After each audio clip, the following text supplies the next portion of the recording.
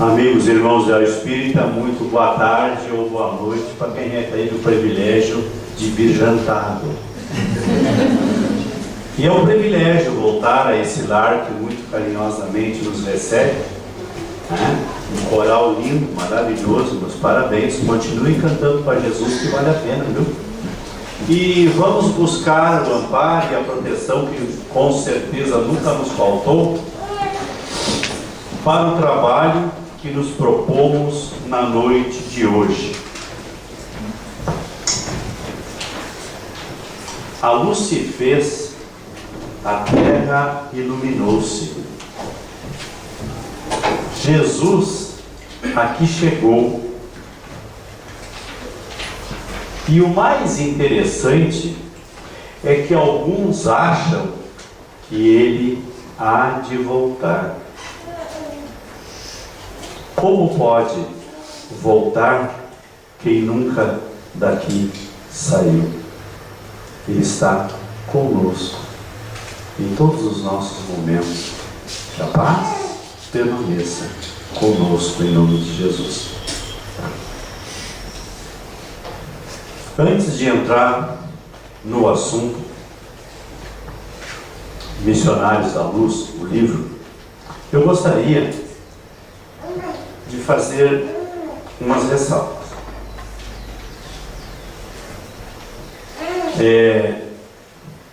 Em alguns ambientes e casas espíritas, não estou falando daqui, que eu não conheço. Quando alguém chega pela primeira vez e quer conhecer a doutrina espírita, alguns recepcionistas dizem para a pessoa: lê o Nosso Lar, obra do André Luiz. Beleza. Vocês viram um filme, ou quem viu o filme O Nosso Lar? Aqui entre nós, na boa, sem constrangimento, aquilo não é um baita de um filme de ficção científica? Para quem não conhece a doutrina dos espíritos, o livro e o filme, que é só o primeiro capítulo, é uma baita de uma obra de ficção científica. Ônibus voando, olha, o que é isso? Holograma, CD, disco laser, é ficção científica. Agora, quando eu começo a estudar as obras básicas, Livro dos Espíritos, Livro dos Médiuns, Evangelho segundo o Espiritismo, Céu e Inferno, a Gênese e o que é o Espiritismo, obras póstumas aqui, o que é o Espiritismo?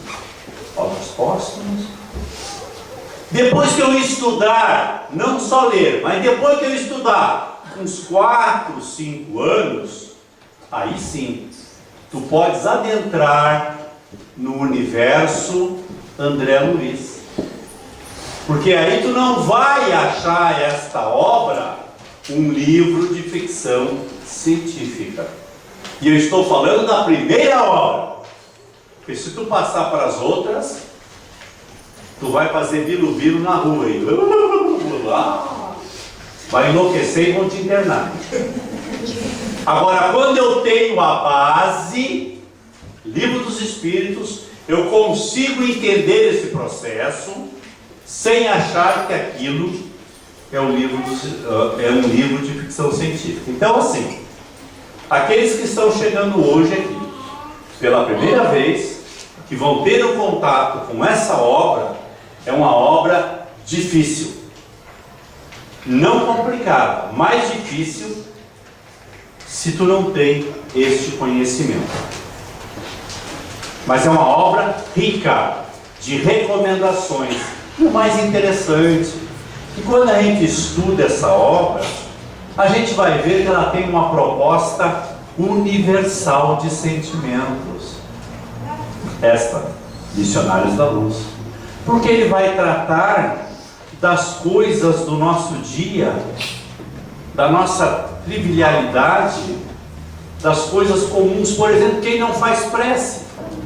Qual é a seita, qual é a religião que não manda fazer uma leitura de elevação nas nossas casas? No caso dos espíritas, o Evangelho no lar. Os católicos têm a hora da Ave Maria, os evangélicos têm o estudo da Bíblia e por aí vai. Então, por favor, o pessoal que é lá do outro lado do mundo, lá, 3, 4, 5, 6 vezes por dia, bota o tapetinho, bate a cabeça no chão para Maomé. São as preces de cada um e a gente tem que respeitar. E essa obra traz essas coisas. Então, gente, as pessoas que trabalham na casa espírita alguns têm mediunidade. E eu não escapo disso, eu também sou médium. E tem um espírito me balbuciando alguma coisa ali. Então, assim, aqueles que não estão acostumados dentro de uma casa espírita, não corram, por favor. Até porque o espírito não agride a gente, ele pode se comunicar sem agredir. Então, assim, se vocês por acaso perceberem o espírito se movimentando aí em direção a mim, não se assustem. Pode acontecer, inclusive, um fenômeno de voz direta. Eu vou, inclusive, até emprestar o microfone para o espírito, que ele possa falar para vocês o que está me assoprando ali, que eu não entendi nada. Eu sou ruim de mímica, espírito. Boa tarde ou boa noite a todos. Ó, não vou, não. O que você está dizendo dessa corrente? O espírito é do bem, né? Dizem que é Alá. Alá. Tá, então tá. Viu? Tudo isso só para dizer que é o Alá. Não, olha, esse espírito corrige a gente de tudo que é jeito. Na frente dos outros, inclusive. Então vamos lá. Bom, então vamos voltar à obra. Vamos trabalhar. Chega de conversa. Olha só. André Luiz, continuando a série de reportagens sobre a vida do lado de lá, nos dá a conhecer detalhes dos trabalhos envolvidos na preparação da reencarnação dos espíritos, prontos para a nova existência no plano físico. A reencarnação é a conciliação lógica entre a justiça divina e as desigualdades humanas, sociais, econômicas, físicas, morais e intelectuais. Pela pluralidade das existências, o homem entende todas as aparentes anomalias da vida. Se por acaso a vida se encerrasse no túmulo, aonde estaria a justiça divina quando eu tenho um filho com uma debilidade, com uma deficiência e o segundo não? Quando meu vizinho é premiado na Mega Sena, acumulada por um mês inteiro, e eu estou aqui acordando às 4 da manhã para ir para um trabalho para ganhar um salário mínimo.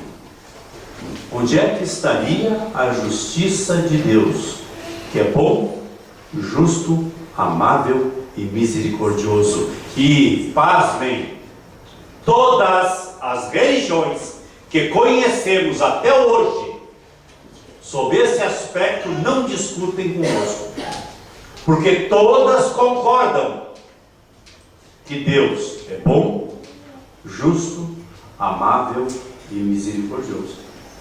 Por mais radical que seja a religião, elas concordam com essa parte. Ora, aonde estaria a justiça divina, que eu tenho que nascer com a perna mais curta que a outra, E o outro ali com todas as benécias e a beleza da... Não, quanto a beleza eu não discuto, eu sou lindo também, então essa parte não.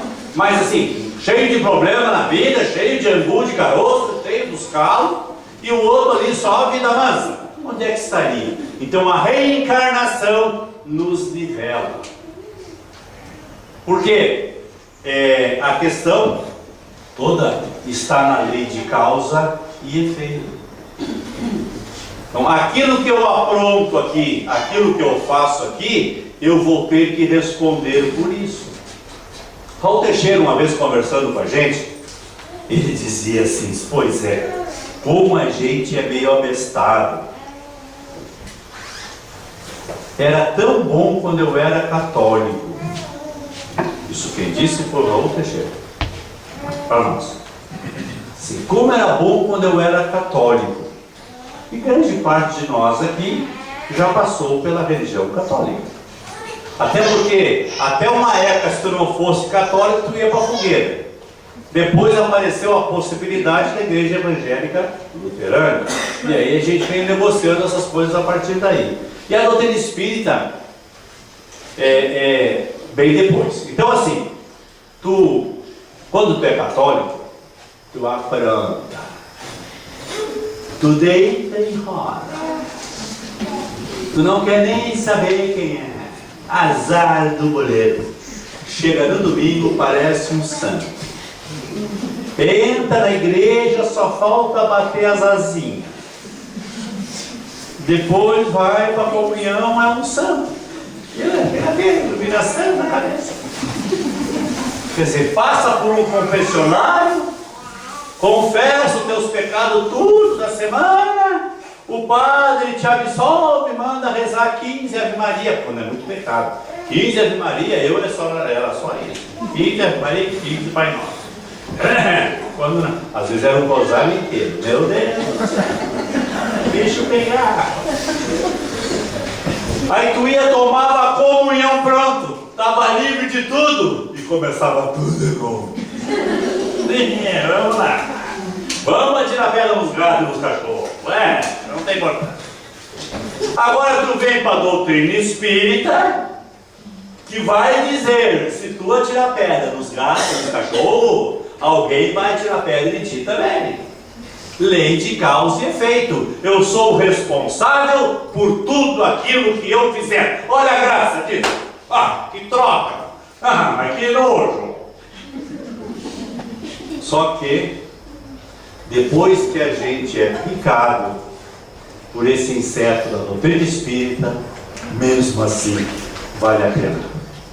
Porque a gente vai fazer com razão, com entendimento de causar. Não é porque alguém disse, porque o padre mandou, porque o presidente da casa, porque a mãe do Badanha, não. Eu vou agir de acordo com aquilo que eu entendo, que eu compreendo. Porque a doutrina espírita nos dá uma fé raciocinada, com entendimento. Por que eu estou assim? Só eu. Bate mais forte, tá pouco. Não, por que está acontecendo isso? Qual é a razão de eu estar nesta condição? Nos convida a uma proposta diferente de andar nesse mundo de expiação e prova. Então, o André Luiz vai trazer nessa obra uma proposta de reencarnação, de justificativa, de como essas coisas se dão. Inclusive tem um angu de caroço aí, dentro desse livro muito sério, que é a reencarnação do Sigismundo. Mas vamos adiante. Olha lá, isso é para ficar tonto. Eu fiz questão, e nós concordamos nisso, que nós tínhamos que dizer para vocês o que consta nessa obra. Eu não podia chegar aqui e tirar, pensar alguns pontos da obra que nós vamos usar aqui, com certeza, porque nós não poderíamos, não ter. Isso aí, essa obra é para nós ficar discutindo aqui uma semana inteira. Então assim, olha só, o prefácio foi feito por Emmanuel, ante aos tempos novos, e a obra traz esses assuntos, o psicógrafo, os médios, né? Ele vai falar sobre epífise, desenvolvimento mediúnico, a questão do vampirismo, que ela se dá tanto entre desencarnados, encarnados para encarnados, desencarnados para encarnados, encarnados para desencarnados. Eu vou ter que explicar isso. Não é o bicho aquele, o vampiro, tá? Não é. Sabe assim, quando alguém te pisa no carro, arranca a cutícula da tua unha com força, e aí tu fica resmungando, tu me paga. Agora eu não vou esquecer mais de ti. Isso é vampirismo. Aqueles que a gente discute, que a gente briga, que a gente maltrata, e daqui a pouco desencarna com aquele ódio, com aquela raiva da gente, eles ficam perseguindo, judiando, maltratando, fazendo de tudo que podem para prejudicar a nossa existência enquanto aqui. É disso que ele fala aqui. Então, muito cuidado quando a gente arrancar a cutícula de alguém. Vampirismo, o nome é meio assim, né? Influenciação, a oração, socorro espiritual. Vou dizer, né? Não, mas não te preocupa, anjo não tem costa, abacaxi também não.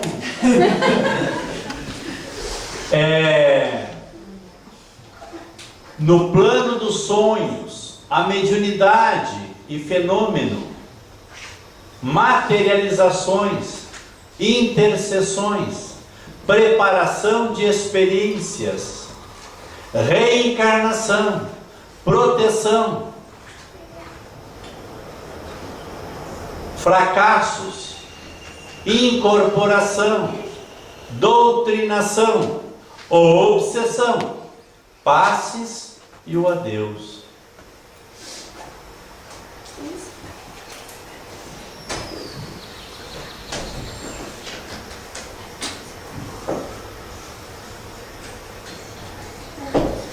Lembra aqui? No plano dos sonhos. Esse tempo eu perguntei para uma pessoa que estava reclamando que acordava cansada. Eu acordo de manhã, parece que eu levei uma camaçada de pau, um trem me atropelou. E aí eu perguntei assim, nós não vamos falar disso aqui, mas só como exemplo, eu fui dizer assim, tu prepara o teu sono?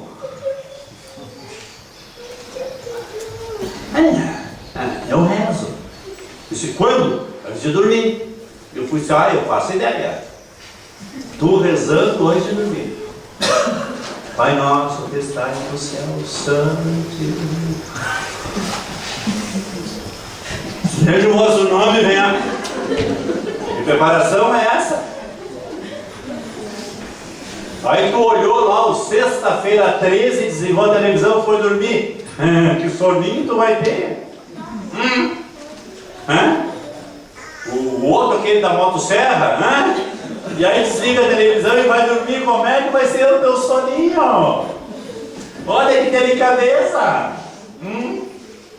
Então, gente, prepara o sono, é isso que ele trata aqui. Bom, vamos trabalhar então.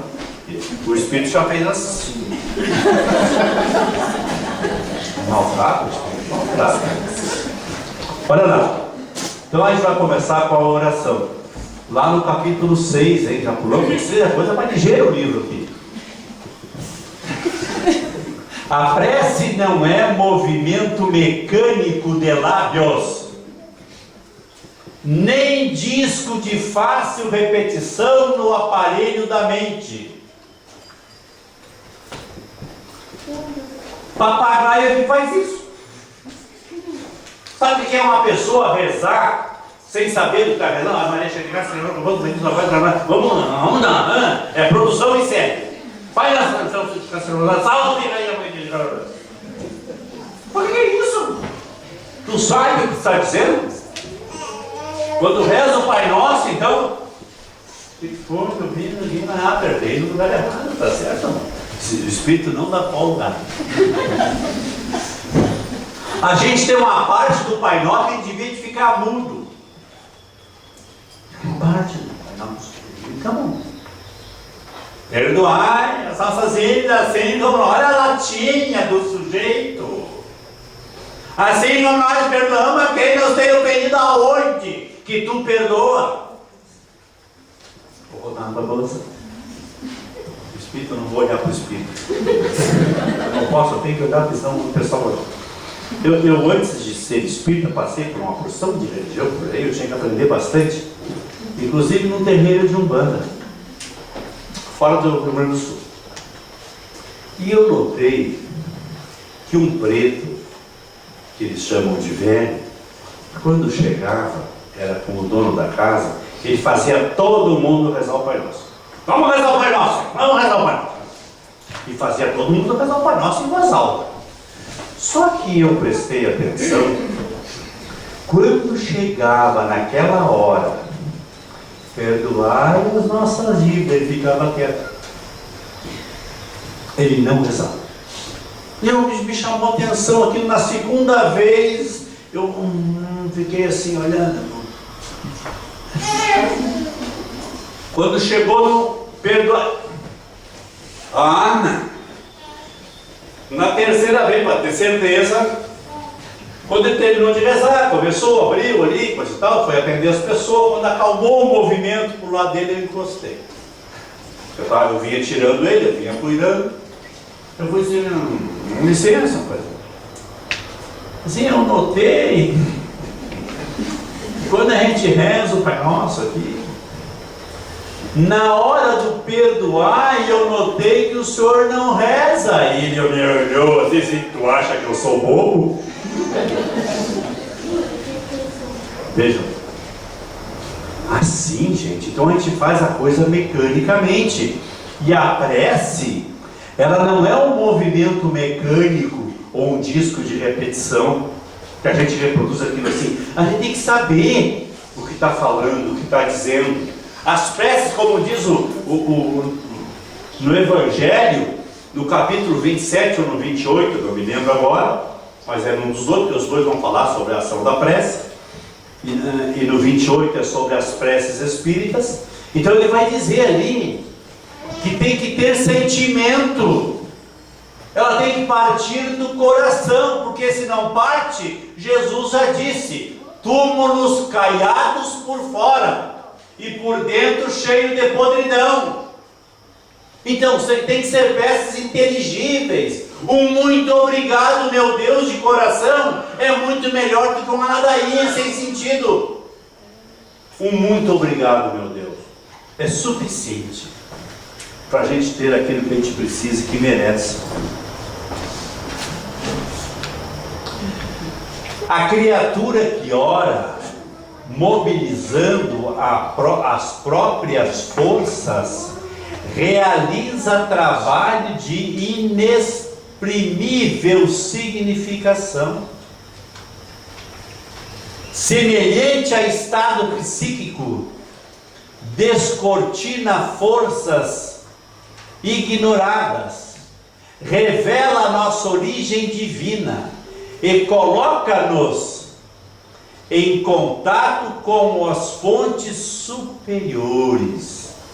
Dentro dessa realização, o Espírito, em qualquer forma, pode emitir raios de espantoso poder.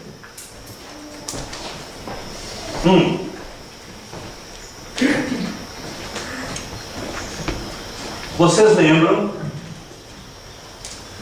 que quando Jesus curava, depois que a pessoa era curada e vinha agradecer, vocês lembram a frase que ele dizia?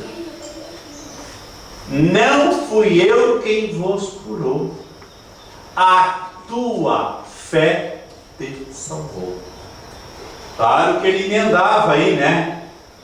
Vá e não tornes a pecar, para que não te aconteça o pior. Por que ele dizia essa última parte? Porque agora tu já sabia o sofrimento, tu já conhecia o que poderia se dar, e como tu já conhecia, poderia ser pior ainda do que como tu estavas antes. Por isso que ele dizia isso. Bom, agora vamos voltar para a primeira parte. Vocês lembram da mulher que há 20 anos sangrava. Ah, tá, 12. O Espírito está dizendo que é só 12, não é 20. É que eu gosto de aumentar as coisas, eu sou grande mesmo. Ah, é 12 anos, então só. Dessa vez eu entendi a mim, cara. 12 anos sangrando. Só que quando ela ouviu falar dos prodígios de Jesus, ela ganhou força, ânimo, movimentou as suas forças da fé e disse: se eu me aproximasse, eu seria curada. E ela vai, porque Jesus veio da localidade, e ela vai, e ela consegue se aproximar no meio daquele povo, ela consegue encostar nas vestes de Jesus. Está bem na foto, hein? Nas vestes de Jesus. E olha só, olha o que Jesus disse: alguém me tocou. E os apóstolos olharam e disseram: ah, é? Sério? Alguém me tocou? Sério? Aqui não estava assim. Homem, não podia se movimentar, cheio de gente em volta. Como, Senhor, que nós vamos saber que alguém lhe tocou? Ah, tu muda, imagina. Aí ele vai e diz assim: saiu de mim uma virtude. Ela ficou curada na hora. Ele diz: saiu de mim uma virtude. E aí ela se apresenta: fui eu, Senhor. A fé. E olha só, mobilizando as próprias forças, realiza trabalhos de inexplicável significação, semelhante a estado psíquico, descortina forças ignoradas e revela a nossa origem divina. Gente,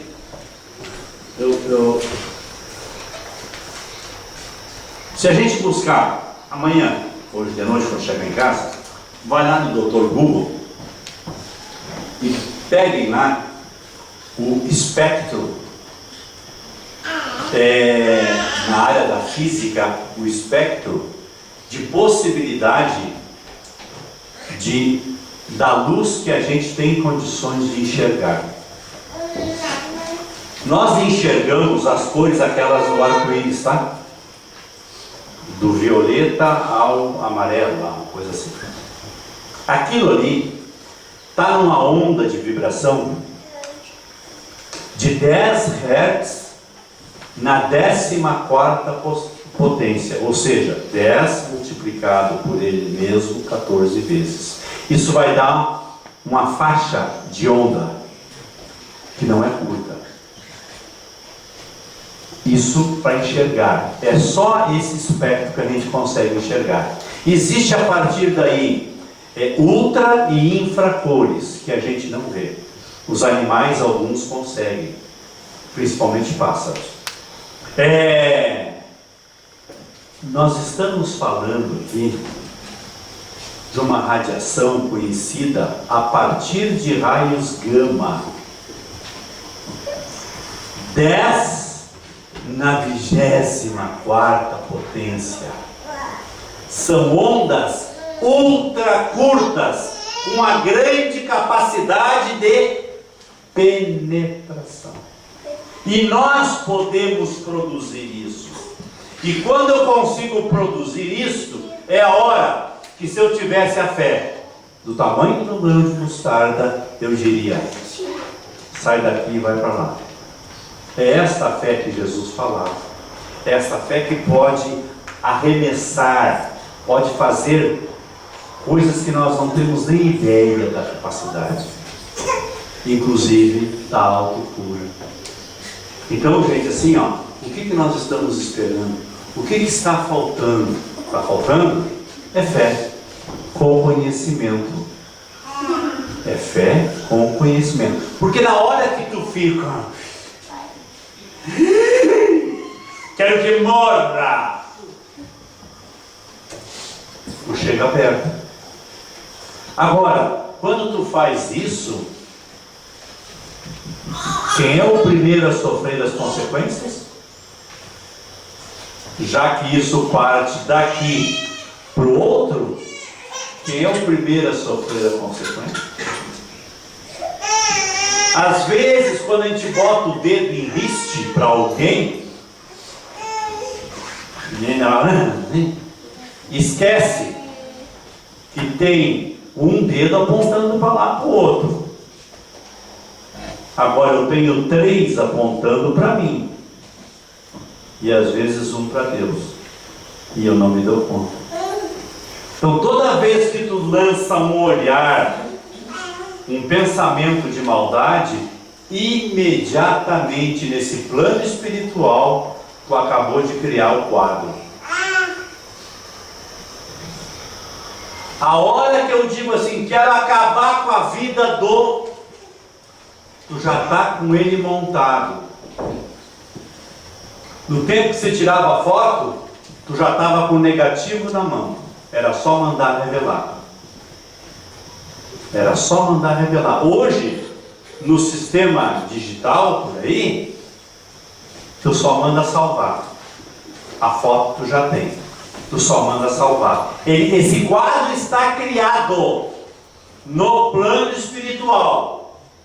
Só vai sair dali com um pequeno detalhe. A oportunidade, quando acontecer, tu pode tirar ele do plano espiritual para a realidade material. Agora, todos os artifícios já estão nesse quadro. E aí, se tu tem seguidamente esses desejos, daqui a pouco tu não sabe por que tu está com a gastrite, por que tu está com a úlcera, por que tu está com a pancreatite, por que tu está com o sistema neuronal afetado, por que te apareceu um câncerzinho lá não sei aonde, por que está te caindo as unhas, os cabelos. Não, por favor, pessoal, aí tá. Não é o caso. Por favor, não se assuste. Eu ainda estou segurando ele, o colo, quando cai o colo. Mas, vejam, a gente não sabe por que das doenças. Agora, faz uma análise, o que tu é. O que tu faz, o que tu pensa para conseguir tudo isso? Porque quando a ciência vai dizer, a medicina vai dizer que 99% das doenças são psicossomáticas. São psíquicas e passam para o soma, para o corpo. Agora atenção, por favor. Não, o espírito vai se manifestar. Olha a materialização, gente. Aproveitando essa questão que foi mencionada, a gente lembra que André Luiz, este que é o escritor espiritual desta obra, desse livro, ele foi médico na Terra. E, consequentemente, ele tinha grande interesse na pesquisa, na espiritualidade. E nesse livro tem muitas referências sobre essa questão física, essas minúcias que André Luiz vai indagando aos instrutores dele lá na espiritualidade sobre isso. E há um momento no livro em que ele fala sobre várias situações de doenças. Mas eu quero voltar um pouquinho à questão do índice que nós vimos ali antes. Eu lembrei de uma história que me foi contada por uma das estudantes do nosso grupo de estudo, falando ali sobre o plano dos sonhos e a prece, né? Essa amiga, ela é de uma família com vários irmãos e ela é a menor dessa família e sempre desde criança ela teve uma dificuldade física bastante grande e os irmãos ajudaram muito, especialmente esse irmão mais velho. E lá pelas tantas, esse irmão mais velho, ele saiu da casinha, literalmente. não estava mais dentro da condição de convivência, não conseguia se governar, enfim. E ela, que é uma pessoa de muita fé, muito ardorosa, ela começou a orar por esse irmão.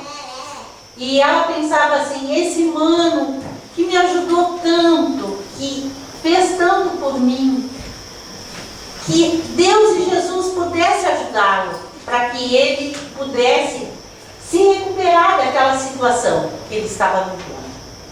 E ela conta que numa noite ela teve um sonho.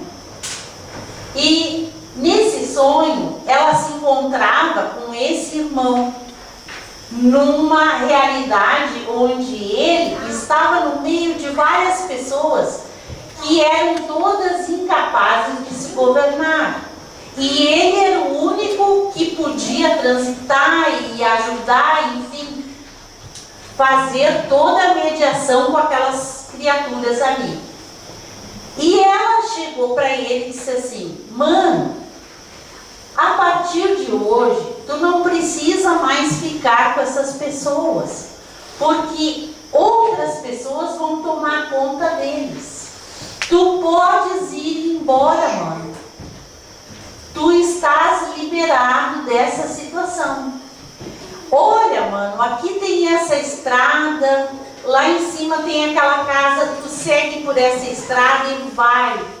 Porque agora tu não precisa mais ficar com essas pessoas.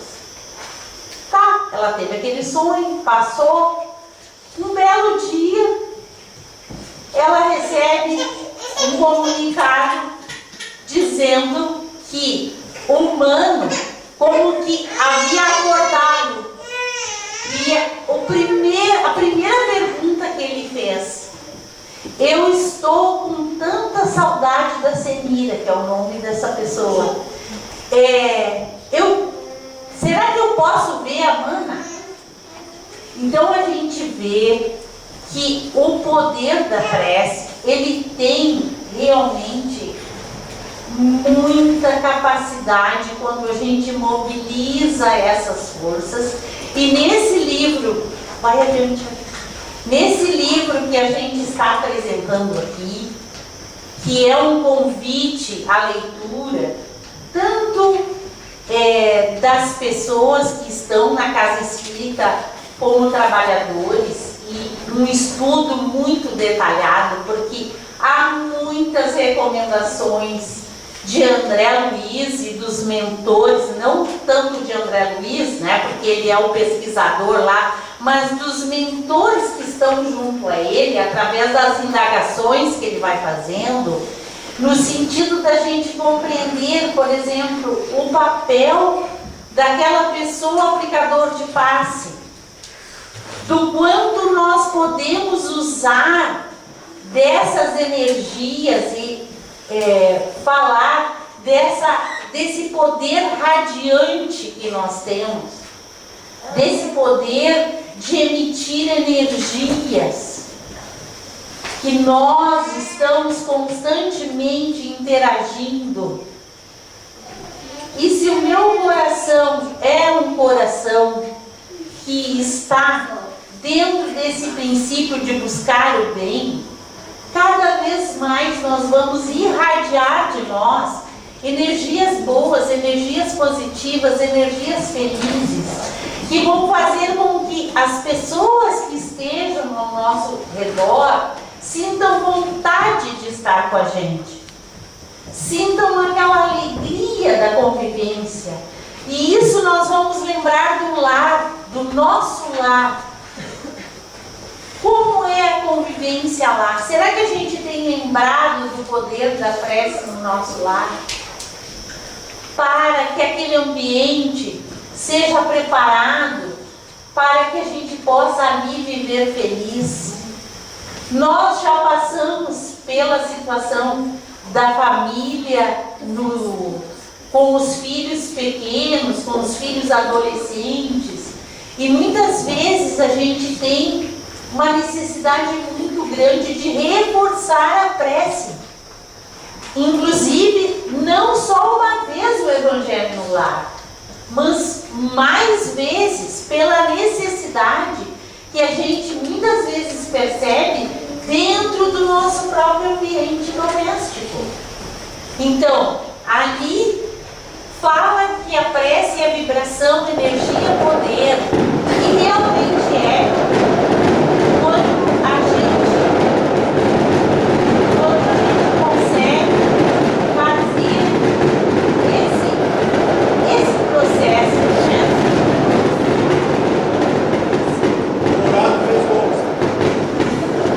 Bandeira, senão vai não terminar.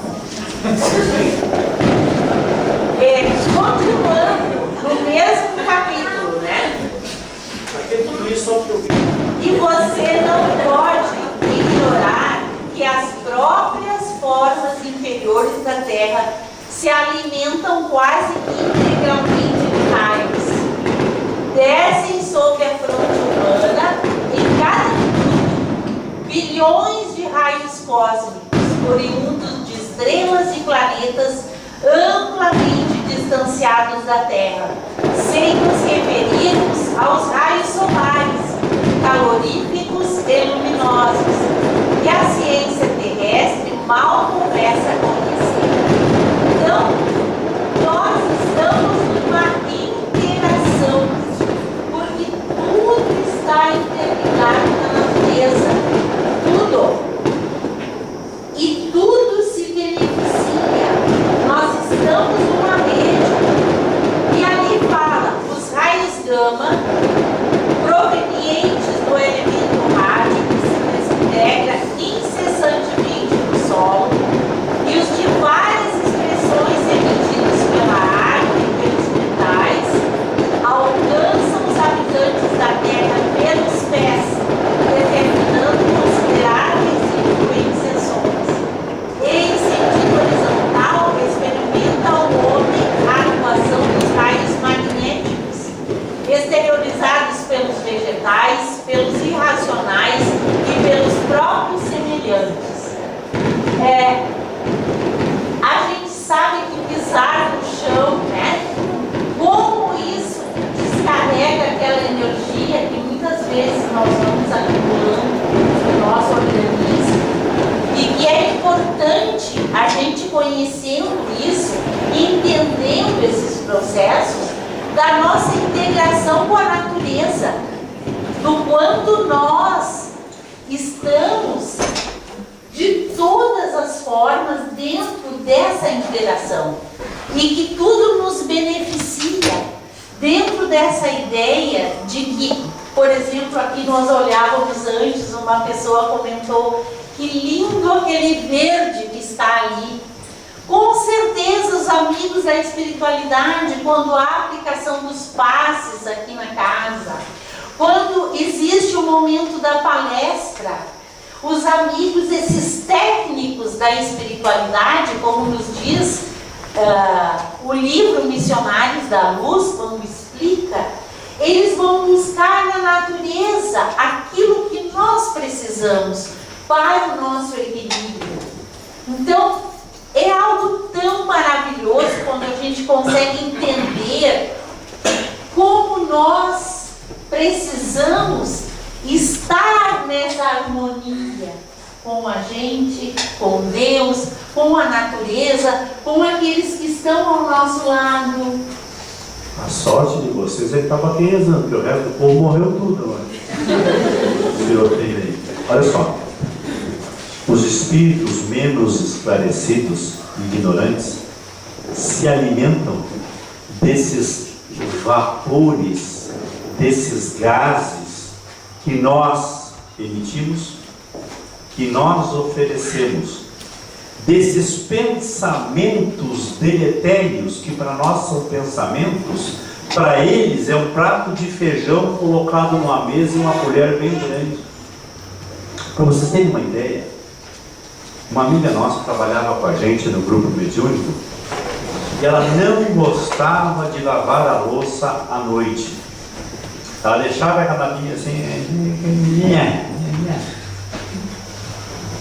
E uma noite dessas, ela levanta, estava com sede, sei lá o quê, e cara, A gente quando sai da cama de noite, a gente vê meio zumbi, né? Meio zumbi, aquela coisa assim, meio, né? Não sabe muito bem, assim. Quando ela chega, que era perto da cozinha, quando ela chega, sai do quarto, entra no corredor, ela vê em cima da pia uma pleiade de espíritos. Ela diz assim, Bandeira, lambendo, se atirando para dentro daquela pia, comendo assim, tipo comendo aqueles restos de comida que estavam nos pratos. Bandeira, eu liguei a luz e fui lavar a louça. Nunca mais eu deixei louça suja de noite na minha vida. Às vezes a gente vê uns trabalhinhos umas ruas aí, né? Umas encruzilhadas. Por quê? Tem uma razão de ser. Esses espíritos se alimentam daqueles gases, daqueles vapores que exalam. A doutrina espírita não proíbe a gente de nada. Nessas obras, vocês não vão encontrar não pode e é proibido. Agora, eles nos dão entendimento para que a gente não cometa algumas coisas. Por exemplo, as pessoas que bebem, fumam, que cheiram, que se injetam. O que vocês acham? Esse pessoal que desencarna na dependência química, de qualquer ordem, lícita ou não, como é que vão se alimentar? Como é que vão continuar bebendo? Como é que vão continuar cheirando? Como é que vão continuar? Só através da gente. Por isso que muitas vezes a gente ouve assim no ouvido assim, vamos tomar uma. Vamos tomar uma. As pessoas que têm o hábito, né? Vamos tomar uma. Tu nem por que, se daqui a pouco tu dá uma vontade de tomar uma, né? É um martelinho. Tu toma um e não para mais. Porque os espíritos se alimentam desses vapores etílicos, dos vapores do tabaco, dos vapores da cocaína, pozinho, dos vapores da erva santa, aquela marihuana e coisa e tal. Pois é disso que eles se alimentam. Então a doutrina espírita te explica isso para que tu possa largar disso para não alimentar. Porque nós todos somos espíritos. Nós com esse corpo material no momento. Quando daqui sairmos e voltarmos à realidade espiritual, seremos espíritos com as mesmas ideias, desejos, amores, ódios, enfim, tudo aquilo que a gente cultivou aqui. Por isso que a doutrina espírita nos orienta nesse sentido de ir nos clareando a mente para que a gente possa, pela nossa vontade, pelo nosso esforço, realizar as mudanças necessárias nas nossas vidas, para que a gente seja feliz, porque a gente pode ser feliz aqui e agora. Com certeza podemos. Em sentido horizontal, assim, nosso nível, experimenta o homem a atuação de raios magnéticos exteriorizados pelos vegetais, pelos irracionais e pelo próprio semelhante. Então, na natureza estão essas energias, esses fluidos, vegetais, animais e no ser humano. É o que nós fizemos no passe. Nós transmitimos a nossa energia magnética. E conforme a necessidade de cada paciente que ali está, os espíritos se socorrem de energias que estão em volta na natureza e de outras pessoas que têm aquilo que este aqui está precisando. Então, aqueles que estão aqui durante a palestra, compenetrados, pensando na proposta do Cristo e na proposta daquilo que está se falando aqui, os espíritos têm a oportunidade de fazer essa troca de energias e a gente nem fica sabendo. Quando termina a palestra, você assim, ai, não tá bom, que eu estava tão ruim, e tu não precisa nem tomar passe. Não tem necessidade. Só está bem. Não era para dizer isso? Porque cobra lá, né, para tomar passe, né? Esqueci, eu vou perder dinheiro hoje. Ó, vai adiante, amor.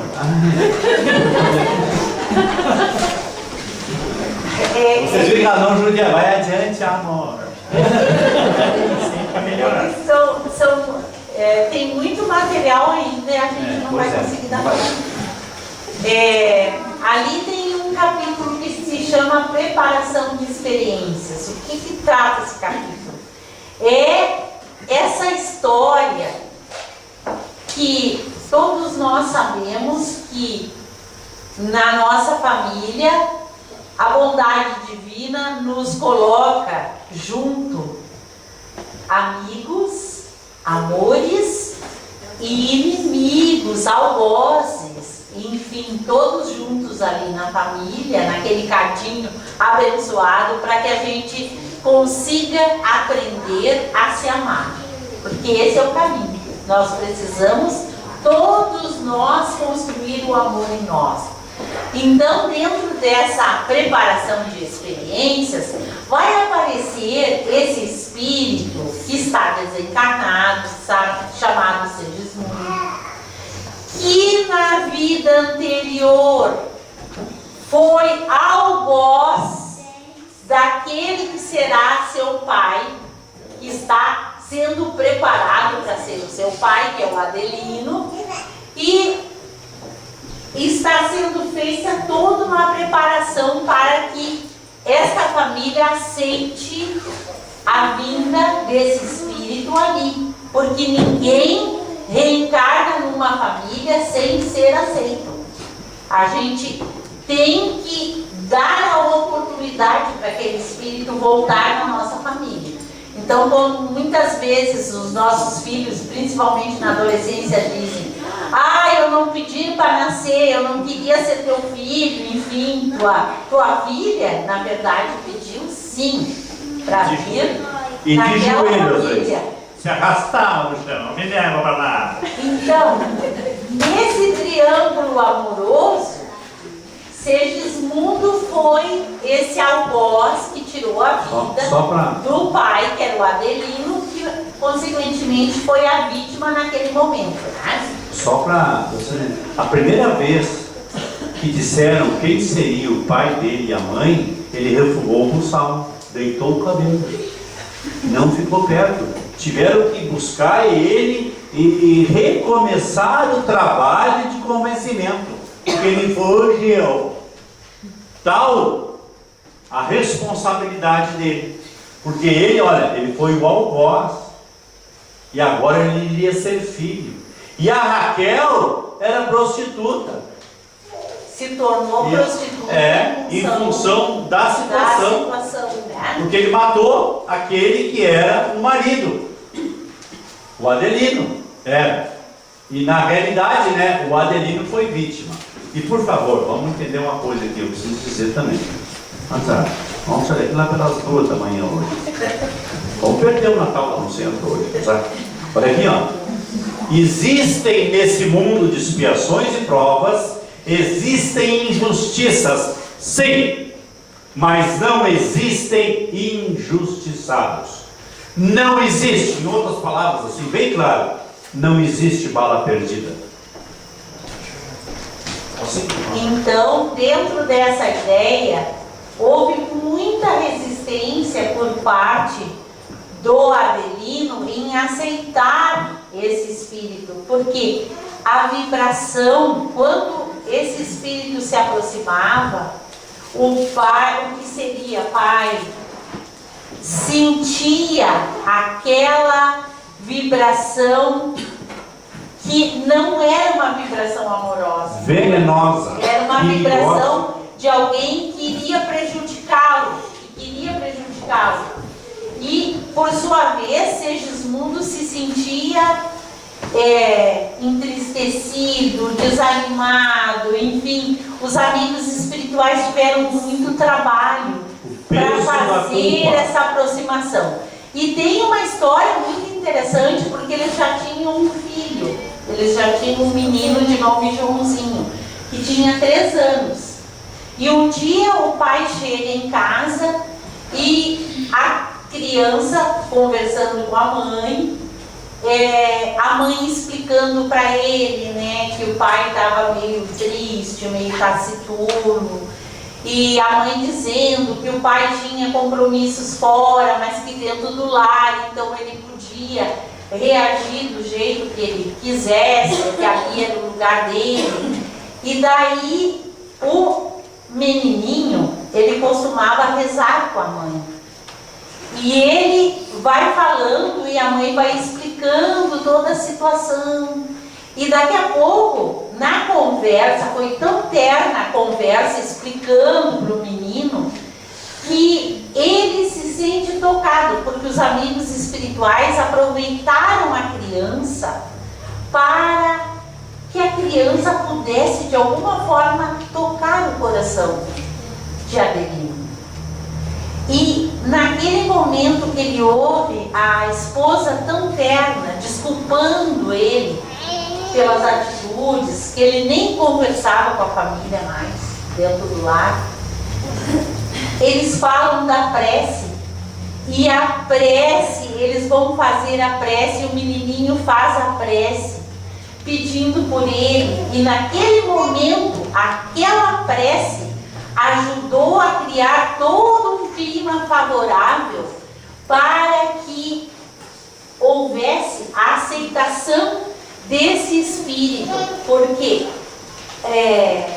existe todo um processo de combinação para a feitura daquele corpo, né? Toda uma série de detalhes, e no livro ali é muito bem detalhada essa situação de como se dá a reencarnação de qualquer um de nós que estejamos aqui, e do quanto é importante a vida, gente, do quanto esse momento terreno nosso aqui é precioso, para que nós aproveitemos com o máximo de dedicação, que a gente não abdique da vida por nenhum motivo. Por mais, talvez, difícil que aquela existência esteja sendo para a gente, que nós possamos encontrar em Jesus aquela fortaleza para que a gente dê conta da nossa vida. E a gente lembrava ontem, nós fizemos uma leitura, e daí apareceu aquela mensagem de Jesus: vinde a mim, todos vós que estáis cansados, sobrecarregados, aflitos, enfim. Jesus nos convidando a ir até Ele. Só que quantos de nós damos o passo para ir até Jesus? Quantos de nós aceitamos o convite de Jesus para estarmos com Ele? Porque com Ele a gente vai dar conta sim da nossa vida. Por mais difícil que ela esteja, nós vamos dar conta sim. Lembrou que eu estou aqui? Vamos lá, ruim aqui, meu Deus. Ela vai tomar água, vai ser pior. Olha só, ela vai tomar, vai ser pior, vai ficar pior isso aqui. Não é mais às 2 agora, vai pelas 3 da manhã. Olha aqui, ó. Vai adiante. Vamos adiante. Olha lá. A reencarnação, então, é necessário deslocar a concepção do sexo, abstendo-nos de situá-la tão somente em determinados órgãos do corpo transitório das criaturas. Vejamos o sexo como qualidade positiva ou passiva, emissora ou receptora da alma. A questão do sexo é uma força criadora, é uma força criativa. Não é só para o ato em si, para a procriação, mas ele nos dá a capacidade, inclusive, de criação. A gente... Da arte, música, essas coisas têm a ver com essa força sexual da alma. Bem, da alma, não é do organismo físico. Não depende disso. Então, nós tiramos agora sim, obrigado. Força criativa da alma. Essa é a nossa capacidade do sexo. A força criativa da alma. Tá? Substituímos a palavra união sexual por união de qualidades. Às vezes, a gente vê assim aquelas pessoas que estão chonadas, aquela coisa assim, não vi no seio. O apaixonamento dura no máximo 3 anos. No máximo. Quem está dizendo são os cientistas. Tá? No máximo 3 anos. E se não tiver mais nada além do corpo, ele se atira por cima, né? Sente a carne. Mas que pedaço. Olha o mau caminho. Assim que a mãe queria uma nora lá em casa. Eu já passei por isso. Eu já fiz isso com a minha mãe. Quando não tem alguma coisa a mais, em 3 anos no máximo, foi. Isso é o apaixonamento. Então, para acontecer essa diferença, a união de qualidades, nós precisamos, não as metades da laranja, porque não vamos ter nunca, mas as coisas de forma que nos complete, que nos dê também outras alegrias. E por favor, também a ciência está dizendo, ninguém se separa por incompatibilidades de gêneros. Ninguém se separa por incompatibilidade de gêneros. As pessoas se separam pela compatibilidade. Nós brigamos pelas mesmas coisas. Como nós queremos as mesmas coisas, nós acabamos brigando. É por isso que as pessoas se separam. Vamos. Essa união de qualidades entre os astros chama-se magnetismo planetário. De atração entre as almas denomina-se amor. Entre os elementos químicos é conhecida por afinidade. É conhecida por afinidade entre os elementos químicos. E entre nós aqui é conhecido por amor. E a falta de amor é a maior de todas as pobrezas. Já ouviram esse escrito? Eu achei lindo aquilo aí quando eu vi. A Madre Teresa, né? A falta de amor é a pior de todas as pobrezas. Meu Deus do céu. Vamos lá, cavalo. É para ficar bom. Então, a paternidade ou a maternidade é tarefa sublime. Não representam, porém, os únicos serviços divinos no setor da criação infinita. É essa a ideia de que essa capacidade criativa que nós temos, ela vai muito além dessa questão de criar corpos, né?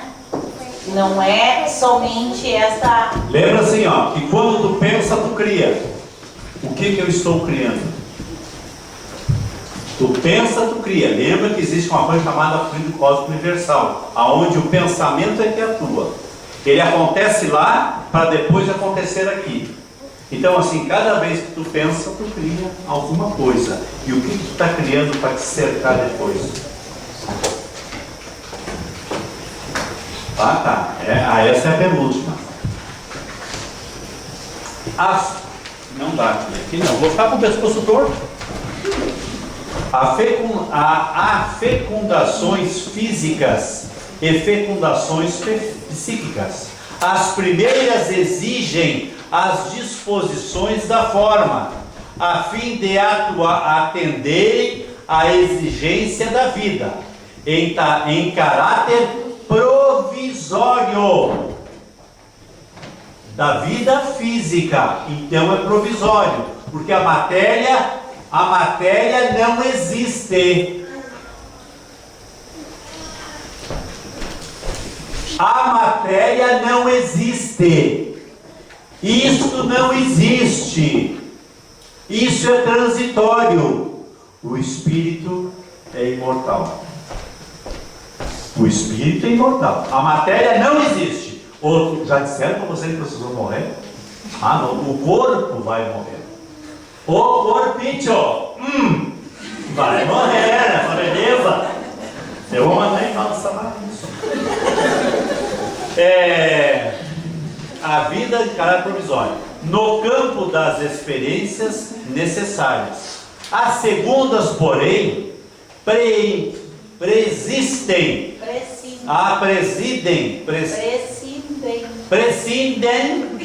do cárcere de limitações e efetua-se nos resplandecentes domínios da alma, em processo maravilhoso de eternidade. Ou seja, o espírito não morre. E a gente fica brigando, e quer viver 100 anos, e quer viver 80 anos, e quer viver 100 anos. Tu vai morrendo. Vai ser uma decepção, porque quando tu te der conta, tu vai acordar morto. Quando tu olhar, sem mais ser. E agora? Porque a matéria. Agora o espírito, esse continua. Esse pré-existe, é o que ele está falando, e vai continuar existindo, porque nós somos imortais. Aquilo que pertence à matéria, nela se consome. E nós, espíritos, continuamos existindo sim, porque Deus nos criou para sermos imortais. E aí então, arrasar com a gente.